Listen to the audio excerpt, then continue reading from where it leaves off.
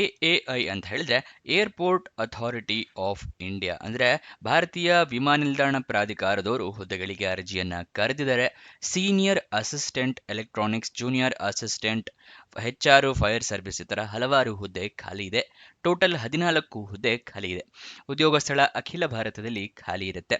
Salary 31,000 ರೂಪಾಯಿಂದ ಹಿಡಿದು 1,10,000 ರೂಪಾಯಿ ತನಕ ತಿಂಗಳಿಗೆ ಸ್ಯಾಲ್ರಿ ಇರುವಂತಹ ಜಾಬ್ ಇದಾಗಿರುತ್ತೆ. ಪೋಸ್ಟ್ ವೈಸ್ ಬೇರೆ ಬೇರೆ ಹುದ್ದೆಗೆ ಬೇರೆ ಬೇರೆ ಸ್ಯಾಲ್ರಿ ಇರುತ್ತೆ. ಅದು ಯಾವ್ಯಾವ ಹುದ್ದೆಗೆ ಎಷ್ಟೆಷ್ಟು ಸ್ಯಾಲರಿ ಅನ್ನೋದನ್ನು ಕೂಡ ನಿಮಗೆ ತಿಳಿಸ್ಕೊಡ್ತೀವಿ. ಇವಾಗ ಯಾವ್ಯಾವ ಹುದ್ದೆ ಎಷ್ಟೆಷ್ಟು ಖಾಲಿ ಇದೆ ಅಂತ ತಿಳ್ಕೊಳ್ಳೋಣ. ಸೀನಿಯರ್ ಅಸಿಸ್ಟೆಂಟ್ ಎಲೆಕ್ಟ್ರಾನಿಕ್ಸ್ ಹುದ್ದೆ 5 ಖಾಲಿ ಇದೆ. ಜೂನಿಯರ್ ಅಸಿಸ್ಟೆಂಟ್ HR ಹುದ್ದೆ 2 ಖಾಲಿ ಇದೆ. ಜೂನಿಯರ್ ಅಸಿಸ್ಟೆಂಟ್ ಫೈರ್ ಸರ್ವಿಸಸ್ ಹುದ್ದೆ 7 ಖಾಲಿ ಇದೆ. ಟೋಟಲ್ 14 ಹುದ್ದೆ. ನೆಕ್ಸ್ಟ್ ಯಾವ್ಯಾವ ಹುದ್ದೆಗೆ ಎಷ್ಟೆಷ್ಟು ಸ್ಯಾಲ್ರಿ ಅಂತ ತಿಳ್ಕೊಳ್ಳೋಣ. ಸೀನಿಯರ್ ಅಸಿಸ್ಟೆಂಟ್ ಎಲೆಕ್ಟ್ರಾನಿಕ್ಸ್ ಹುದ್ದೆಗೆ 36,000 ರೂಪಾಯಿಂದ ಹಿಡಿದು 1,10,000 ರೂಪಾಯಿ ತನಕ ಸ್ಯಾಲ್ರಿ ಇರುತ್ತೆ. ಜೂನಿಯರ್ ಅಸಿಸ್ಟೆಂಟ್ HR ಹುದ್ದೆಗೆ 31,000 ರೂಪಾಯಿಂದ ಹಿಡಿದು 92,000 ರೂಪಾಯಿಗಳ ತನಕ ತಿಂಗಳಿಗೆ ಸ್ಯಾಲ್ರಿ ಇರುತ್ತೆ.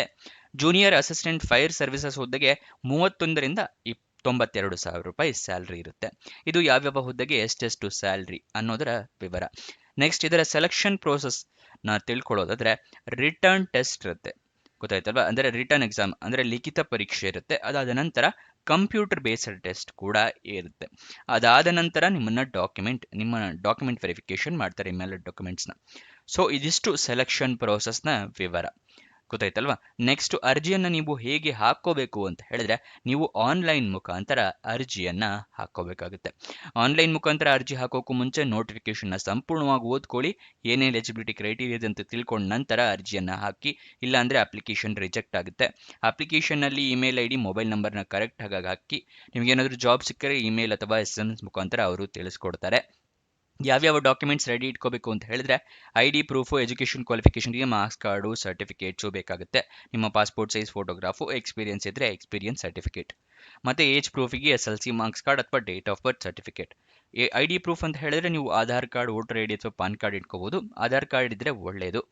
ನೆಕ್ಸ್ಟ್ ಆನ್ಲೈನ್ ಅಪ್ಲಿಕೇಶನ್ ಹಾಕೋತಿಗೆ ಎಲ್ಲ ಡಾಕ್ಯುಮೆಂಟ್ಸ್ ಅಂದ್ರೆ ರೆಡಿ ಇಟ್ಕೊಂಡಿರಿ, ಸ್ಕ್ಯಾನ್ ಮಾಡಿದ್ದು ಇಟ್ಕೊಂಡಿರಿ. ಯಾಕಂದರೆ ಆನ್ಲೈನಲ್ಲಿ ಅಪ್ಲಿಕೇಶನ್ ಹಾಕ್ತಾ ಇರೋದು, ಮೊಬೈಲ್ನಲ್ಲೇ ಹಾಕ್ತೀರಾ ಅಂದರೆ ಫೋಟೋ ತೊಗೊಂಡು ಇಟ್ಕೊಳ್ಳಿ. ಅಪ್ಲಿಕೇಶನ್ ಫಿಲಪ್ ಮಾಡಿದ್ಮೇಲೆ ಎಲ್ಲ ಡೀಟೇಲ್ಸ್ ಡಬಲ್ ಚೆಕ್ ಮಾಡಿ, ಎಲ್ಲ ಡೀಟೇಲ್ಸು ಕರೆಕ್ಟಾಗಿ ಇದೆಯಾ ಇಲ್ವಾ ಅಂತ ಹೇಳಿ ಅದಾದ ನಂತರ ಅರ್ಜಿಯನ್ನು ಹಾಕ್ಕೊಳ್ಳಿ. ಅದಕ್ಕಿಂತ ಮುಂಚೆ ಅರ್ಜಿ ಶುಲ್ಕ ಅಂದರೆ ಅಪ್ಲಿಕೇಶನ್ ಫೀಸ್ನ ನೀವು ಪೇ ಮಾಡಬೇಕಾಗುತ್ತೆ. ಎಷ್ಟು ಅಂತ ತಿಳಿಸ್ಕೊಡ್ತಾ ಇದ್ದೀನಿ. ವುಮೆನ್ ಕ್ಯಾಂಡಿಡೇಟ್ಸ್, ಹೆಣ್ಮಕ್ಳಿಗೆ, SC ST ಕ್ಯಾಂಡಿಡೇಟ್ಸ್ಗಳಿಗೆ, ಅಂಗವಿಕಲರಿಗೆ ಮತ್ತು ಎಕ್ಸ್ ಸರ್ವಿಸ್ ಮೆನ್ ಕ್ಯಾಂಡಿಡೇಟ್ಸ್ಗಳಿಗೆ ಅರ್ಜಿ ಶುಲ್ಕ ಇರೋದಿಲ್ಲ. ಉಚಿತವಾಗಿ ಅರ್ಜಿಯನ್ನು ಹಾಕೋಬಹುದು. ಆದರೆ ನಿಮ್ಮ ಹತ್ರ ಪ್ರಮಾಣ ಪತ್ರ ಇರಬೇಕು. SC ST ಕ್ಯಾಟಗರಿ ಆಗಿದ್ದರೆ ಜಾತಿ ಪ್ರಮಾಣ ಪತ್ರ ಇರಬೇಕಾಗುತ್ತೆ, ಕ್ಯಾಸ್ಟ್ ಸರ್ಟಿಫಿಕೇಟು. ಮತ್ತು PWD ಕ್ಯಾಂಡಿಡೇಟ್ಸ್, ಅಂಗವಿಕಲ ಕ್ಯಾಂಡಿಡೇಟ್ಸ್ ಆಗಿದ್ರೆ ಡಿಸೇಬಿಲಿಟಿ ಸರ್ಟಿಫಿಕೇಟ್ ಇರಬೇಕಾಗುತ್ತೆ. ಎಕ್ಸ್ ಸರ್ವಿಸ್ ಮೆನ್ ಕ್ಯಾಂಡಿಡೇಟ್ಸ್ ಆದರೆ ಎಕ್ಸ್ ಸರ್ವಿಸ್ ಮೆನ್ ಸರ್ಟಿಫಿಕೇಟ್ ಇರಬೇಕಾಗುತ್ತೆ. ನೆಕ್ಸ್ಟು ಜನರಲ್ಲು, EWS ಮತ್ತು OBC ಕ್ಯಾಟಗರಿಯವರಿಗೆ 1,000 ರೂಪಾಯಿಗಳ ಅರ್ಜಿ ಶುಲ್ಕವನ್ನು ಇಟ್ಟಿರ್ತಾರೆ. ಈ ಅರ್ಜಿ ಶುಲ್ಕವನ್ನು ನೀವು ಆನ್ಲೈನ್ ಮುಖಾಂತರ ಪೇ ಮಾಡಬೇಕಾಗುತ್ತೆ, ಗೊತ್ತಾಯ್ತಲ್ವಾ? ಪೇ ಮಾಡಿದ ನಂತರ ಅಪ್ಲಿಕೇಶನ್ನ ಸಬ್ಮಿಟ್ ಮಾಡಿ ಆದಮೇಲೆ ಅಪ್ಲಿಕೇಶನ್ ನಂಬರ್ ಏನಾದರೂ ಬಂದರೆ ಅದನ್ನು ಬರೆದಿಟ್ಕೊಳ್ಳಿ. ನಿಮ್ಮ ಅಪ್ಲಿಕೇಶನ್ ಸ್ಟೇಟಸ್ ಚೆಕ್ ಮಾಡೋದಕ್ಕೆ ಮತ್ತು ಫ್ಯೂಚರ್ ರೆಫರೆನ್ಸ್ಗೆ ಬೇಕಾಗುತ್ತೆ. ಅಪ್ಲಿಕೇಶನ್ ಓಪನ್ ಆಗಿದ್ದ ದಿನಾಂಕ 12 ಡಿಸೆಂಬರ್ 2025ಕ್ಕೆ, ಕೊನೆಯ ದಿನಾಂಕ ಇರೋದು 11 ಜನವರಿ 2026. ಅಷ್ಟರೊಳಗಡೆ ಅರ್ಜಿಯನ್ನು ಹಾಕ್ಕೋಬೇಕು. ಅಪ್ಲಿಕೇಶನ್ ಫೀಸ್ನ ಕೂಡ ಪೇ ಮಾಡಬೇಕಾಗತ್ತೆ. ಅಫಿಷಿಯಲ್ ನೋಟಿಫಿಕೇಶನ್ ಡೌನ್ಲೋಡ್ ಮಾಡೋದು ತಿಳಿಸ್ಕೊಡ್ತೀನಿ ಅಂತ ಹೇಳಿದೆ, ಇವಾಗ ತಿಳಿಸ್ತಾ ಇದ್ದೀನಿ. ಡಿಸ್ಕ್ರಿಪ್ಷನ್ ಮತ್ತು ಕಮೆಂಟ್ ಬಾಕ್ಸ್ನಲ್ಲಿ ಎರಡನೇ ಲಿಂಕನ್ನು ಕ್ಲಿಕ್ ಮಾಡಿದ್ರೆ ಈ ಏರ್ಪೋರ್ಟ್ ಜಾಬ್ ಡೀಟೇಲ್ಸ್ ಓಪನ್ ಆಗುತ್ತೆ. ಇಲ್ಲಿ ಸ್ಕ್ರೋಲ್ ಡೌನ್ ಮಾಡಿ ಫುಲ್ ಕೆಳಗಡೆ ಬನ್ನಿ. ಅಫಿಷಿಯಲ್ ನೋಟಿಫಿಕೇಶನ್ PDF ಅಂತಿದೆಯಲ್ಲ, ಅದರ ಪಕ್ಕದಲ್ಲೇ ಕ್ಲಿಕ್ ಹಿಯರ್ ಅನ್ನೋದನ್ನು ಕ್ಲಿಕ್ ಮಾಡಿ ನಿಮಗೆ ನೋಟಿಫಿಕೇಶನ್ ಓಪನ್ ಆಗುತ್ತೆ. ಇಲ್ಲಿ ಎಲ್ಲ ಸಂಪೂರ್ಣವಾಗಿ ಡೀಟೇಲ್ಸ್ನ ತಿಳ್ಕೊಬಹುದು.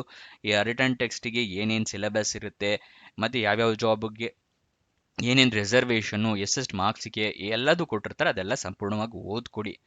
ನೆಕ್ಸ್ಟ್ ಅಪ್ಲೈ ಆನ್ಲೈನ್ ಅಂತ ಅದರ ಕೆಳಗಡೆ ಲಿಂಕ್ ಇದೆಯಲ್ಲ, ಇದರ ಪಕ್ಕದಲ್ಲೇ ಕ್ಲಿಕ್ ಹಿಯರ್ ಅನ್ನೋದನ್ನು ಕ್ಲಿಕ್ ಮಾಡಿದ್ರೆ ನಿಮಗೆ ಅಪ್ಲಿಕೇಶನ್ ಓಪನ್ ಆಗುತ್ತೆ. ಅಲ್ಲಿಂದ ನೀವು ಆನ್ಲೈನ್ ಮುಖಾಂತರ ಅರ್ಜಿಯನ್ನು ಹಾಕ್ಕೋಬಹುದು.